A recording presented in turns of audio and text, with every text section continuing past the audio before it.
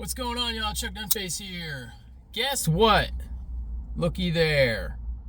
Spyderco S90V Sprint Run, no longer in carbon fiber. It is now in the rock scale design titanium scales.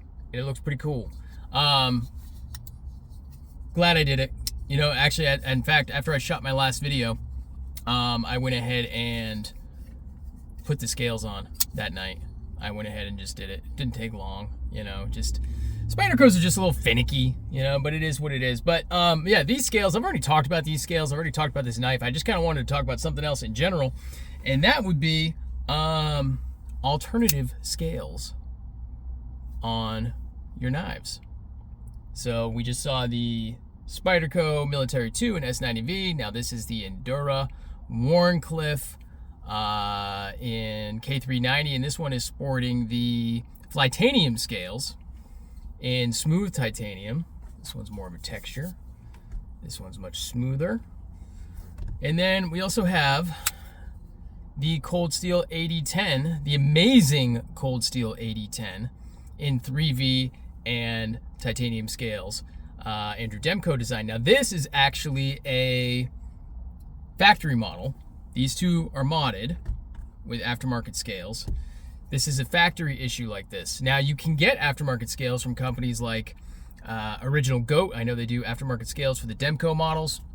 However, this one came this way from the factory, and it completely changes the knife. And that's kind of what I wanted to talk about is historically throughout my collecting and use and everything else, is I have not been a big proponent of changing scales on knives simply because I'm like, you know, you're spending extra money on these accessories for a knife when I could just go ahead and spend that money on a new knife itself. Never mind the lanyard. I kind of like it.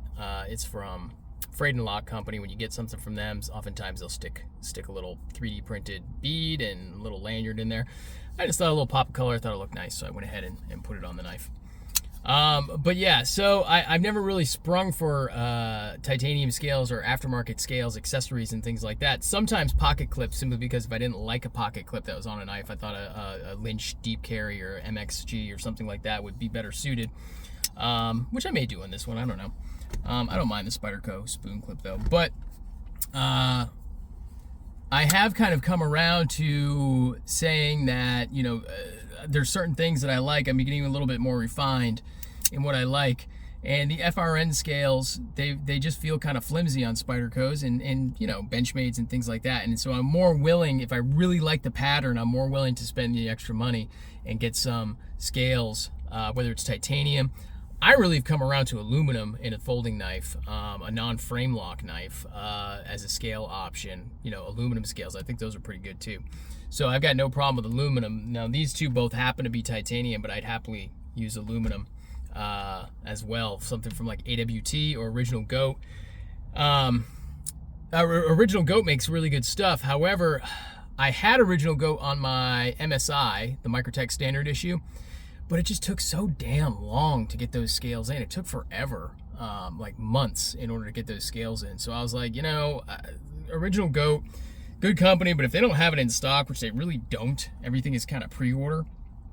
And it's almost like they finance their current production by doing a pre-order for something else. And that's how they do that. And what they really probably need is a nice line of credit or something like that, so they can actually produce something and then have it available for purchase and then do things that way. But I digress. I don't run Original Goat. They do have good products, I will say that. However, their wait times on pre-orders, it's just too long. I'm not interested.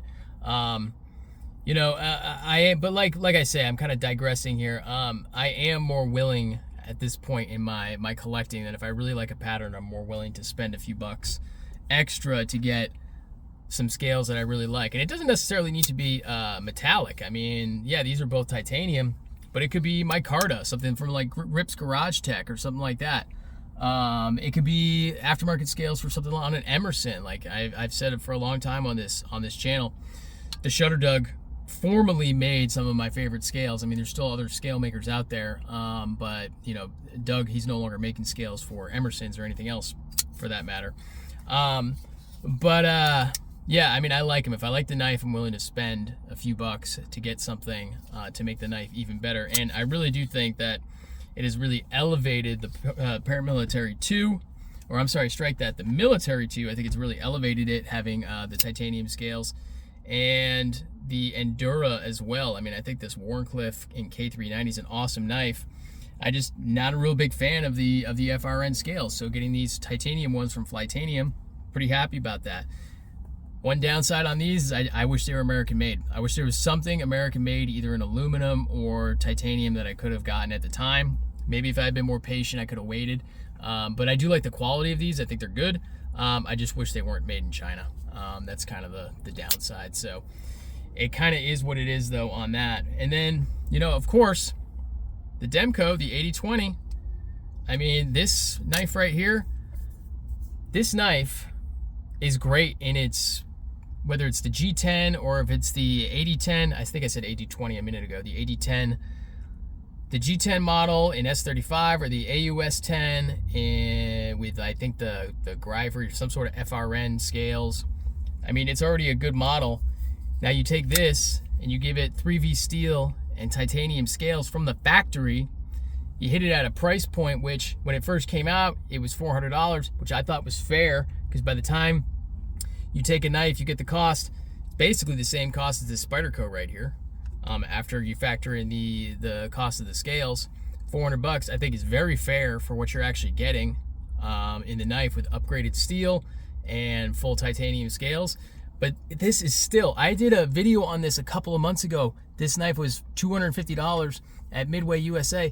It's still $250 at Midway USA. I can't believe these haven't been bought up completely and sold out. I mean, the fact that Midway USA still has these cold steel 3V 8010s with titanium scales on their website for $250, there's no better deal in knives right now than that. If you don't have one and you like this knife overall, you like the way it looks, kind of a big, chunky, thick boy folder, you like everything about this, I mean, I can understand if you don't like it, it's just not your style, you'd rather have something else. But if you like something like this, you've got to go to Midway USA and get this knife. They're not paying me to sell it, to say that, or anything else. I mean, it's just, this is my knife of the year right here. I think if you get right down to it, this is a strong contender for knife of the year. I just think it's amazing. For the price, too. I mean, I don't think there's a better $250 to be spent in knives right now. But yeah, all that being said, let me know in the comments what you think about, you know, modifying your knives and doing aftermarket scales. Is that something you normally do? Is it not something you do? Let me know in the comments what you think. You know, is it worth it to you doing something like that? Subscribe to the channel if you haven't done so already. Turn on those alerts so you never miss a video. Leave the comment, like, subscribe, share, all that good stuff. And yeah, stay tuned for the next one. Peace.